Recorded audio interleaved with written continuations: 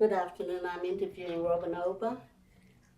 First of all, tell us a bit about yourself, Robyn, your home, your current employment, and why you chose a specific field of studies.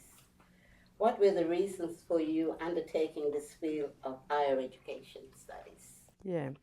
Well, first of all, I'll introduce myself as a Mamurjitjabul woman from far north Queensland. But I've lived in the Northern Territory for over 30 years, and I did my training here at Bachelor Institute, and back then it was Bachelor College.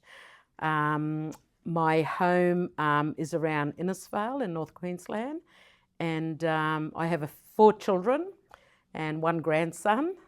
And I was the first degree I did in higher education was the Bachelor of Arts in Education degree through Deakin University. And then I did a Masters of Applied Linguistics, and that was through Charles Darwin University. I think that was in 2006. And then I also did a graduate certificate in Indigenous knowledges. And my final studies was my postgraduate Doctor of Philosophy, and that was in 2019. That was my final postgrad studies, yeah. Where did you live while you were studying in higher ed? So I was actually living here on campus at Bachelor Institute.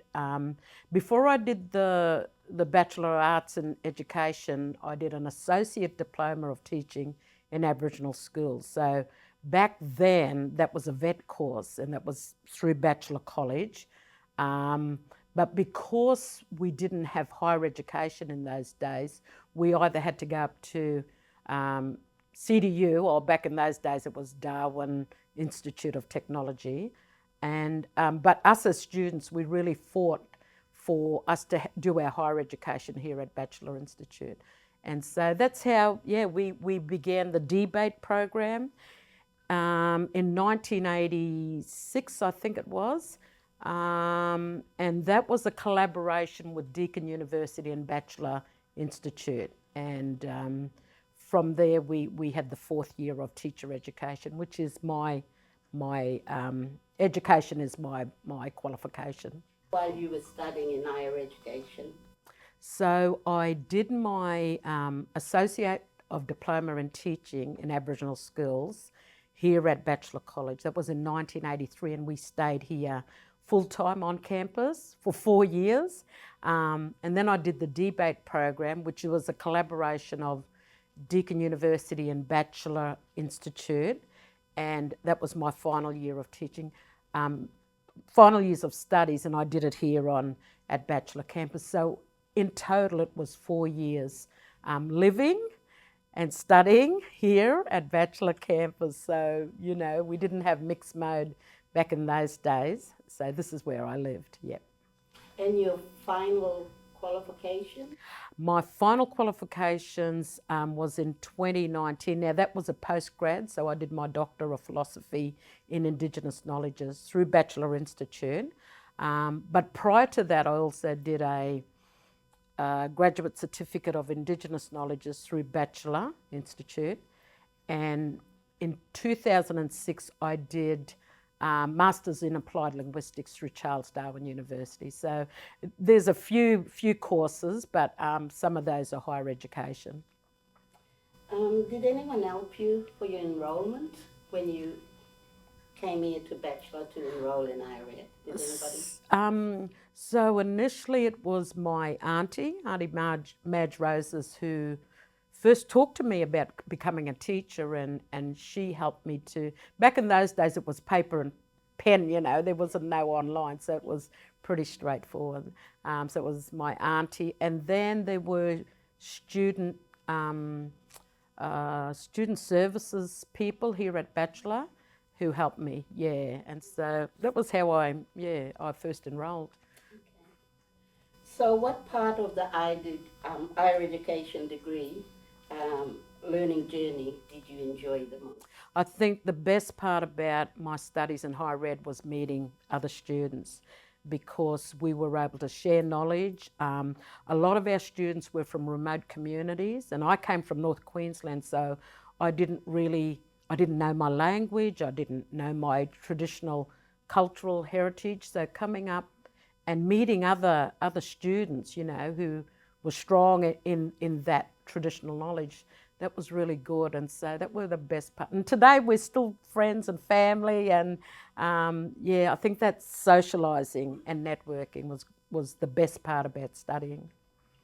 What were some of the challenges or struggles you may have encountered in your studies?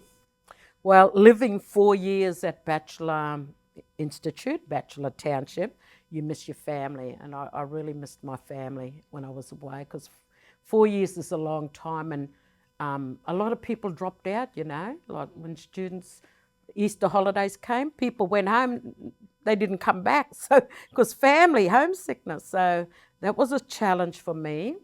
The other one was academic literacy. I really struggled in writing academic papers and learning about academic writing. Literacy and literacy I was okay with, English literacy, but numeracy I really struggled with. So they were the main challenges. And how did you solve or overcome those challenges? Yeah. Well, homesickness, I just had to. I had family here, so I made, you know, our students, fellow students, our student cohort, that was my family now. And I've got extended family in Darwin, so that helped to go up on weekends. With the literacy, academic writing and that, we had tutors, so we were able to ask for tutorial help, and we'd work in the library at nights, and lecturers were really good. So lecturers weren't just 9 to 5, but they'd come back and they'd work with us, especially the Deakin University lecturers. We'd work well up to 11 o'clock at night just to get these assignments, you know, at the right level and standard for higher education. Would there have been any other resources or services that might have helped you too in those situations? I think just, maybe, I'm not sure if we had student liaison officers back then, but maybe just some pastoral care would have been good, like when you are homesick and you're away from family, just a bit of counselling and one-to-one talk with professional counsellors. I think that would have helped me with my homesickness and missing family and that. So was there any support in the community? Yes, in Bachelor community. In Bachelor, or any community, like own community, your own community? There was a lot of support from my family, you know, from my extended family. And even with our student community, like we were full-time on campus. So we had sporting groups. We'd play basketball and softball. We'd go uptown and we'd join in the competition in Darwin. And I think we actually won the competition for softball one year. And then we'd join in with different community events in Bachelor. So actually Bachelor College, Bachelor Institute was very close-knit with the community. And so I think that helped a lot, yeah. And did you receive any financial support? AB study, that was the main, AB study was it. I think it's still the main financial support. So as a student, it was mainly AB study. So did you acquire the knowledge and skills you expected or needed or wanted to learn? That's a good question. I feel I did. I feel my training at Bachelor Institute in teacher education helped prepare me for the real life situation in the classroom. My first teaching post was at Gunbalanya in Western Arnhem Land. And so because of the both ways philosophy here and, you know, knowing our ways of doing things and our ways of teaching and that, I was able to put that into practice in a remote community early childhood learning centre, learning setting. And that this training helped me to go into that without you know. So after all your training, did you end up working in the area of your Irish study? Yeah, I did. Yeah, I worked in education. I was trained as a primary school teacher. I worked at Gunbalanya, Western Arnhem Land, Catherine at Clyde Fenton School, working with the Kalano kids and Binjari kids. I worked, and then I went to Brisbane and I worked at a metropolitan, like inner city, independent Aboriginal school for a number of years. And then I came back as a tutor to bachelor, working in teacher education. So what kept you going through all that studies, Robyn? I think, before I came to bachelor, I worked as a teacher assistant in the local Catholic school back home in Innisfail. And I kind of got my feet into education, but I didn't really understand it. And so when I came up here and studying with a lot of experience, they were students, but they were also educators. And so I learned so much. And that just builds up your passion to learn more. And I just got really interested in education. And it really taught me that Aboriginal, Torres Strait Islander children, we need our own teachers in the classrooms. We need our knowledge, our culture, but we also need our languages within the classrooms too. So what advice would you give to someone in your community who wants to study higher education, either at Bachelor Institute or CDU? What advice would you give them? I think you have to be passionate about what you're going into. Don't just do it because everybody else is doing it. It has to be something you're really passionate about.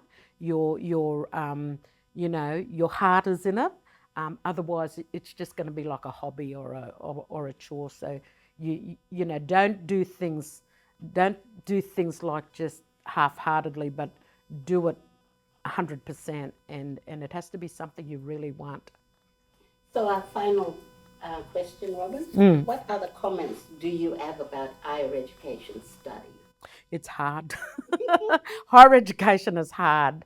You need, I think, having that pre-tertiary, like being prepared for higher education, you need that academic literacy. You need that to know how to do academic writing to prepare you for higher education. And what helped me, sorry I forgot to say in the other question, but what helped me was to read a lot of academic texts, so journals and book chapters, just being disciplined in all of that. But follow your heart, be really sure you know what to do, and prepare yourself with some of those academic skills that you need for higher education, because it's not easy. And if it was easy, I always say, if something's that easy, then, it's not higher end. It's not challenging you. So that's what I would say, yeah. Thank you very much for your interview today, Robyn. Thank you, Narisha.